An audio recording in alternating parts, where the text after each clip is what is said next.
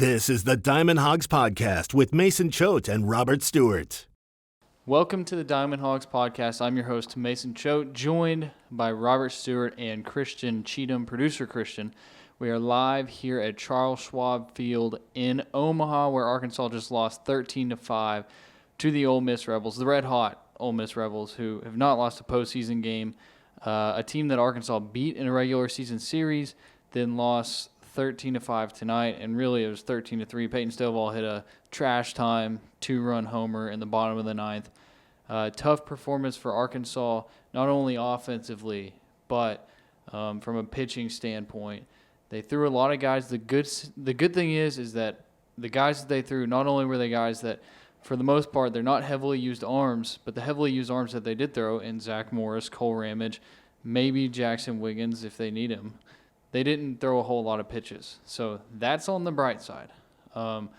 What's bad for Arkansas is now you have an elimination game against Auburn tomorrow, a talented Auburn team who's already won a game against Arkansas this season and who, just like Arkansas, will be fighting for their lives. They will be doing whatever it takes to win that game on Tuesday. Tuesday. This is Monday. And I don't know. Ole Miss is – I think Ole Miss might be – it's Ole Miss and Oklahoma, the two hottest teams in the College World Series right now. Yeah, I mean, you mentioned Ole Miss being hot. Like, the last time they lost was the night you were driving to Hoover. Like, that's how long it's been.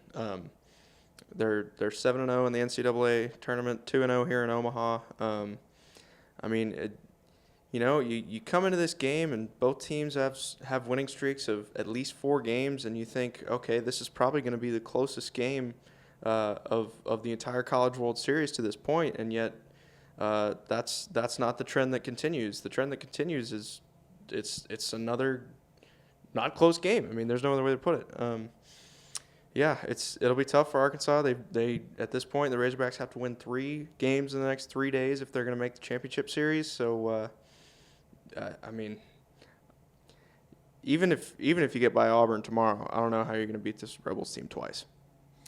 We'll get into that, talk about how it could be possible. Not going to be a super long episode because obviously Arkansas lost. So there's not as much to talk about, especially with this game. But before we get to it, I want to remind you, hitthatline.com. We're part of the Hit That Line podcast network.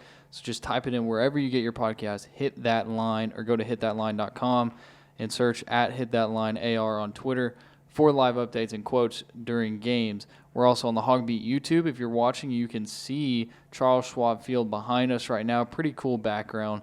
And we're thankful for all the people, including Dwayne Standridge, watching on YouTube. Thank you, Dwayne. And let's see. Yeah. HawgBeat, yeah. I've been doing that quicker because these episodes are supposed to be quicker. But we are also brought to you by Matt Morris State Farm. Where can you get good neighbor service and surprisingly great insurance rates? At State Farm, because State Farm agent Matt Morris is your one-stop shop located in Central Arkansas for the service you deserve at the price you want. So stop looking around. State Farm agent and University of Arkansas alum Matt Morris is ready to help those in the natural state. Call 501-568-3222. 501-568-3222 for your surprisingly great rates today. Like a good neighbor, State Farm is there. Individual premiums will vary by customer. All applicants subject to State Farm underwriting requirements. I was messing up for a second there because there was somebody at the door and I was distracted. But okay, go ahead, Rob. Pretty good. If you, like us, are a big fan of bar food, then I have the place for you. It's called the First Seat Pub and Grill. You've heard us talk about it a lot this year. It is in downtown Bentonville at 106 Southwest 2nd Street. Great place to go watch the big game, grab a delicious bite to eat. They've got burgers, nachos, our favorite cheese curds, wings, salads, sandwiches, all that good stuff, and more. And their sister restaurant, Barley and Vine, right next door at 113 West Central Avenue, Suite 103, is a great place to have a little kickback after a long day of work. Very chill vibe. They've got 32 beers on tap. Red, white, sparkling wines by the bottle, by the glass. Great place to relax. If you want to, you can go up there, watch the game, play some games. They've got darts, shuffleboard, couches, card games, board games. It's very laid back, as I mentioned. And if you need a drink, that's the place to go in Bentonville. You can call them at 479-268-4806, and the First Seat Pub and Grill at 479-250-9149. And last but not least, we are also brought to you by the Odd Soul. They're one of those wonderful businesses who made it possible for us to be here in Omaha. And they're a craft bar and pizzeria there in Springdale with plenty of great options on the menu. If you want some awesome pizza, some cheese bread, mozzarella sticks, they got wings. You could pair the pizza with the wings if you're going with your buddies. Get some pizza, get some wings, get some cheese bread. Heck, get a Subwich, get a calzone. You can get whatever you want. You can also get a bunch of great drinks. They have rotating taps. They tweeted out on their Twitter. It's Odd Soul Beer, right? I think that's what it is. I need to just have it pulled up. Yep, at Odd Soul Beer on Twitter. You can see what they have on tap that day because they tweeted out there. And you can give them a call if you have any questions, 479-927-6399, or go visit them at 126 West Emma Avenue in Springdale today. Okay, guys. So Zach Morris started this game, which I think we can all agree was the right decision. Ole Miss did not hit well against lefties for most of the season. They hit Zach Morris well. It was a very small sample size. Zach Morris just didn't have it. And from then on, it was just like throwing arms. Let's just go through the pitchers who threw for Arkansas. So Zach Morris, then you had Evan Taylor, then you had Cole Ramage, then Jackson Wiggins, Elijah Tress, Gabe Starks, Austin Ledbetter. I think, like I said, the positive is between Morris, Taylor, and Ramage, you've got 3 innings of work across those 3 guys. Let's see, add this up real quick. Robert, you're 71? Is that 71 total pitches between the 3 of them? None of them threw more than 25 pitches, and those are 3 heavily used guys for Arkansas, so each can throw, again, even Tuesday night if they need to. Wiggins, I don't know if we're going to see Wiggins again. I mean, he has not had it for most of the second half of the season, especially in the postseason, and tough for Wiggins. I don't know, man. What are your takeaways, Robert? I mean, did we hear Hutch say in the press box that this is like the 3rd or 4th straight outing that Wiggins has gone 1 1/3 innings and given up a whole bunch of runs? Sounds right. Yeah. It's not great. Yeah, like you said, those first 3 guys, if they need to lean on them the next 3 days, they should be available. I mean, even as soon as Tuesday night, like you said. I don't know. I mean, the first guy not to give up a run was Elijah Trest. Who saw that one coming? Not me. I was smiling because we've been joking our travel party about Austin Ledbetter starting. He actually threw. We couldn't believe that, but he did a nice job there at the back end, getting 5 outs. But game was kind of pointless at that point. I don't know. I mean, the Rebels really killed him with 2 strikes. It feels like. Morris never really was ahead in counts, walked a couple of guys, hit another. Well, that hit by pitch came on an 0-2 count, so that was tragic. There was a tough single that came on an 0-2 count. Calvin Harris, the 9-hole hitter, went 3 for 4 with 3 extra base hits and 4 RBIs. I mean, that was just painful. It's tough. That was a tough game to watch. The story, I mean, you knew the story by halfway through the game. Yeah, and before I bring Christian in, because Christian, I want to give you an opportunity to talk, I do want to mention that Dave Van Horn said that really the big moment, that changed everything was after Arkansas played at 2 runs in the bottom of the second, made it a 4-3 game. Ole Miss came up there in the top of the 3rd. Tim Elko moonshot to left, and that was the second. That was the second. They made it 4-1, and then they scored 2 more. They scored 2 more. Then it was Calvin Harris. It was Calvin Harris with a 2-run double in the 3rd to make it 6-3. That was what he said was the dagger. And then just to add insult to injury, Caden Wallace gets on after a 9-pitch walk and gets picked off. Okay. I was confused. Somebody quote tweeted my quote for that with a gif of Tim Elko, so I was like, oh, okay, that was the Elko home run. But either way, they scored 2 runs after Arkansas made it a 4-3 ball game, then made it a 6-3 game, and Arkansas didn't score runs until the bottom of the 9th on a meaningless home run from Peyton Stovall. So that, according to the head coach, Dave Van Horn, that was the moment where Arkansas kind of knew, like, we're done in this game. And you could tell, I mean, he started throwing pitchers who he normally wouldn't have thrown, so it made sense. But Christian, let's get your thoughts. Yeah, I mean, I guess like you said, the silver lining is that a couple guys that can probably pitch tomorrow and maybe even the next few days if we need them to only went. Yeah, like nobody besides Wiggins and Tress pitched over 25 pitches, so that's good to see. With Wiggins, though, we were talking about it. Like, is this the comeback, the redemption tour of Jackson Wiggins? And it almost was. Like, that one inning was solid. There was it 2 Ks and a walk, or 3 Ks and a walk, or a walk and 3 Ks maybe?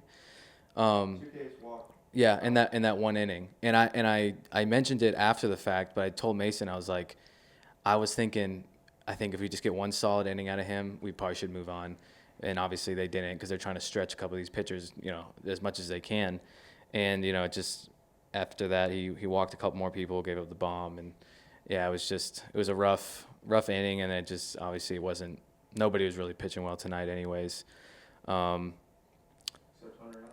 Except Hunter Elliott, exactly, yeah. And then, yeah, the other thing that I noticed, that we all noticed, but Caden Wallace getting picked off, that really sucked, any type of momentum they had away from them. And, yeah, it's just huge because Caden Wallace is that guy, that we're always depending on for a big hit, big walk, and puts himself in situations to help out this team. And that really hurt them, and that hurt any momentum that they were, about to get that inning. Yeah, that you're right. That big hit that you would get from Caden Wallace normally, but from anybody, they didn't come. They were, I think, 3 for 14 with runners on base, and they weren't able to capitalize with guys on base, especially in a game like this when you're giving up runs on the other side. You got to be able to score runs, and when you have runners on base, you got to take advantage of that. And if you don't, it's really not going to help when you're giving up 13 runs. So it wasn't like the Oklahoma State game where, yeah, you gave up 12 runs, but you also scored 20. Like, that's the kind of night you needed from Arkansas offensively, and they didn't have it. And now you got to face an Auburn team tomorrow that can hit the ball well as well. Yeah, I mean, you mentioned it, I think 3 for 14 with runners on. They didn't get their first hit with a runner in scoring position until the 9th inning. It was the Peyton Stovall home run. That just can't happen. I mean, you look at their I know Dave said that it was the 2 runs in the top of the inning that kind of killed them, but I don't know. I feel like it could have turned into one of those Stillwater type games if Wallace doesn't get picked off. Turner's hitting with a runner in scoring position, or not in scoring position, just on base, because that was the 3rd time in 3 innings they had the leadoff man on base. But if you look at 3, 4, 5, Wallace, Turner, Lanzilli, the guys they count on to really, rake and deliver, 1 for 11 combined. Yeah. Turner had the RBI double in the first, and that probably shouldn't have been a hit either. It was the Sun Monster got Kevin Graham out there in left field. He never saw it off the bat. Fortunate for Turner there, but it was a tough day for the middle of the order. Yeah, I mean, it was a tough day all around. I think this is just one of those games where the hardest thing about it is now you're faced with an elimination game. Because it's not like it's a 3-game series or anything. Now you got to face an elimination game. If you win that, then you're in a really tough situation as far as pitching goes, and then you got to win 2 after that against this Ole Miss team that just scored 13 against you. So right now, Arkansas is in a tough situation. If they would have won this game tonight, they would have been in a great spot. Now they're in a situation where, yeah, you can beat Auburn tomorrow night, but then what do you do with pitching? Because you're not going to get Connor Nolan in the Wednesday game, but you might be able to get him in the Thursday game. So then you're looking at, because you got to think McIntyre's probably going to start against Auburn. I would have to think so. Him or Hagen Smith, and then from there, the other probably. You can't talk. You don't have the mic. If you want to, it's probably those 2 guys, one after the other. Yeah. No, I'm just saying that because people can't hear you when you're talking next to me, and I have the mic right here. Feeding you lines. Yeah, feed me lines. You got anything? No, I'm good. I'm just frustrated right now. I honestly am. I want to end this podcast right now. I know we need to talk about a few more things, but it's hard because Arkansas was in a really good situation to set themselves up nicely to make it to a national championship. Now the road is extremely difficult, and if you want to do it, not only do you have to beat Auburn, you have to beat Ole Miss twice. And I just don't know if that's possible. You mentioned Smith. Do you think he should have, for either of you, do you think he should have gone today, or do you think it was better just going with Taylor and then just seeing how the bullpen does? I'll give it to you, Robert. I don't know. I kind of feel like it was out of hand by the time you would have considered bringing Hagen Smith in. I don't think. I mean, what Cole Ramage pitched the third inning. He was the one that got up. I mean, if they were gonna throw Hagen Smith, they had to send him to the pen with Evan Taylor in the first inning. I don't think that was the right move. I mean, Taylor and Ramage were the guys who were gonna get you, to sort of settle the game down. It just didn't work for him today. I think saving Smith was the right decision, especially in, when you have 3 more games to play if you're going to get to the championship series. Yeah, I agree. I mean, I feel like after Taylor and Ramage, that's 6 runs that Ole Miss has scored. And then you bring Wiggins in because it's still a 6-3 game.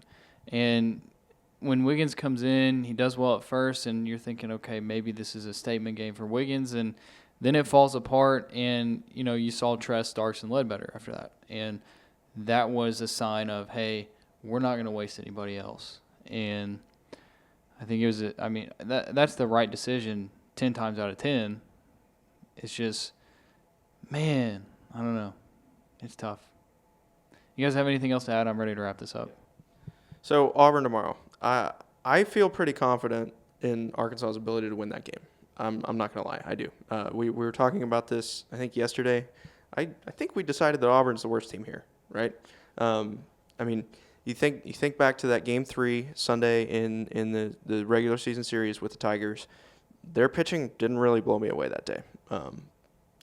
I realize that Arkansas is kind of in a bad spot as far as arms go too, but you have to think with their season on the line, they're going to start swinging the bats a little better with a little bit more purpose, I would think. And this is the last thing for you guys to end on kind of a lighter note. How about Mincy predicting that Stanford was overrated? Like I think we all kind of thought that, but it's just funny that he said that on our podcast. It's pretty cool, I think. Yeah, I agree. I was a little surprised. I mean, I told you to pick Auburn this morning, but I was surprised the way that Auburn won that game pretty easily against Quinn Matthews. Yeah, Quinn Matthews is a guy that we saw in Round Rock earlier this year, but that's why I want to sit here and say, because I agree Auburn's one of the worst teams here, probably the worst team here, but that's why I don't want to sit here and say that Arkansas is going to win, because they beat Stanford, they beat Oregon State in Corvallis. They're a good baseball team. So Arkansas's got to figure it out. You're going to need a long outing from Will McIntyre, I think. You're gonna need a long outing from him. Save that bullpen, and we'll see where it goes from there. And I think the one plus for Will McIntyre, I mean, we're assuming here, we don't know anything as of this moment. The one plus for Will McIntyre is that he has pitched very well against Auburn already this year. Maybe that's an advantage for Auburn, is that they've seen him, but his performance speaks for itself the last time out. Okay. Well, that's going to wrap it up for us. One more time, I want to thank our sponsors, Matt Morris State Farm, the First Seat Pub and Grill, Barley and Vine, and the Odd Soul Craft Bar and Pizzeria. Thank you to all of our sponsors. If you are listening to this and you're in any of those areas, go check them out. And thank you for listening to the Diamond Hogs Podcast. You've been listening to the Diamond Hogs Podcast. Follow the guys on Twitter at Choate Mason and at DRStew32.